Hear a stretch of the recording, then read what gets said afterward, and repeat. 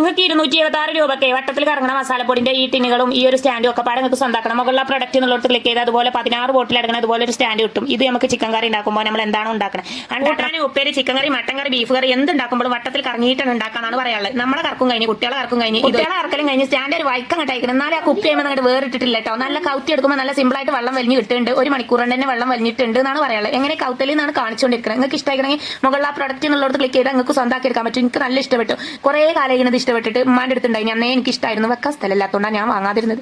ഇത് നമ്മൾ ഇതിപ്പോൾ ഒരുപാട് സ്ഥലം ഉണ്ടായിട്ട് നല്ലട്ട് വാങ്ങണത് എനിക്ക് ഇഷ്ടപ്പെട്ടു. ഇനി വാങ്ങാനുള്ള സ്ഥലത്തൊക്കെ ഉള്ള പോലെയൊക്കെ വെക്കാന്ന് വിചാരിച്ചു. ഇതിലേക്ക് എങ്ങനെ മസാലപ്പൊടി ഇടാൻ ആലോചിച്ച് അന്തം വിട്ട് നിൽക്കുകയാണ്. ഇതിലേക്ക് മസാലപ്പൊടി ഇടാൻ വളരെ സിമ്പിളാണ്. ഇതുപോലെ സവനപ്പിന്റെ ടിലോന്റെ ഒക്കെ കുപ്പി ഇങ്ങനെ മുറിച്ചിട്ട് ഇതുപോലെ ഇങ്ങോട്ട് ഇട്ടെടുത്താൽ മതി. നല്ല സിമ്പിളാണ്. എന്നിട്ട് ആവശ്യം കഴിഞ്ഞാൽ എടുത്തുവെച്ചാൽ മതി.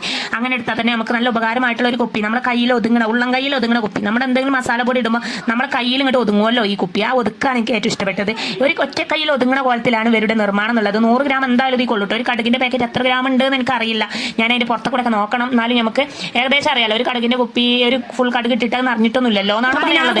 നമ്മുടെ 2 കുപ്പിയിൽ മുളക് പൊടിയാക്കും, 2 കുപ്പിയിൽ മഞ്ഞൾ പൊടിയാക്കും, 2 കുപ്പിയിൽ മല്ലിപ്പൊടിയാക്കും. ഈ ഒരു മല്ലിപ്പൊടി, മുളക് പൊടി, മഞ്ഞൾ പൊടി ഇതാണല്ലോ നമ്മൾ അത്യാവശ്യം ഇടുക. അതങ്ങോട്ട് 2 എണ്ണത്തിലാക്കിയാൽ പിന്നെ ബാക്കിയുള്ള കുപ്പിയിൽ ബാക്കിയുള്ള മസാലകളൊക്കെ ഇട്ട് കൊടുക്കാമല്ലോ എന്നാണ് ഞാൻ ആഗ്രഹിക്കുന്നത്.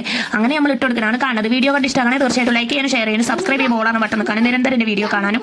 നിങ്ങൾ ചാനലിലൂടെ എന്ത് പ്രൊഡക്റ്റ് വാങ്ങുകയാണെങ്കിൽ സ്റ്റാർ മാർക്ക് പ്രത്യേകം നോക്കണം. 4 മുളക്കുള്ള പ്രൊഡക്റ്റ് നിങ്ങൾ വാങ്ങാൻ പാടുള്ളൂ. പിന്നെ റേറ്റിംഗും കാര്യങ്ങളൊക്കെ അവിടെ ഉണ്ടാവും, റിവ്യൂ താഴത്തുണ്ടാവും. എല്ലാം കൂടി ചെക്ക് ചെയ്തിട്ട് വാങ്ങാം. ഇങ്ങനെയൊക്കെ ചെക്ക് ചെയ്ത് വാങ്ങിയ ഒരു പ്രൊഡക്റ്റ് വീട്ടിലെത്തിയപ്പോൾ ഇഷ്ടമായിട്ടില്ലെങ്കിൽ റിട്ടേൺ പോളിസികൾ പാലിച്ച് റിട്ടേൺ അയക്കാനുള്ള ഓപ്ഷൻ ഉണ്ട്. അത് താഴെ നിങ്ങൾക്ക് കാണാൻ സാധിക്കും.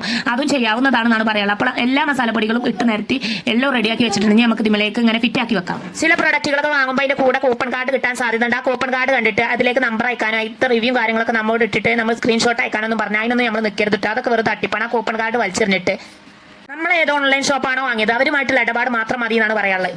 ഒരു 50 രൂപ കിട്ടുന്നതിലൂടെ തന്നെ നമ്മുടെ ഫുൾ ഡീറ്റെയിൽസ് അവരുടെ കയ്യിൽ എത്താണെന്ന് ഒരിക്കൽ കൂടി ഓർമ്മപ്പെടുത്തുന്നത്. അതുകൊണ്ട് അങ്ങനത്തെ പൊട്ടത്തരത്തിലൊന്നും ചാടരുത്. 50 രൂപ പോയിക്കോട്ടെ, അത് വേണ്ട.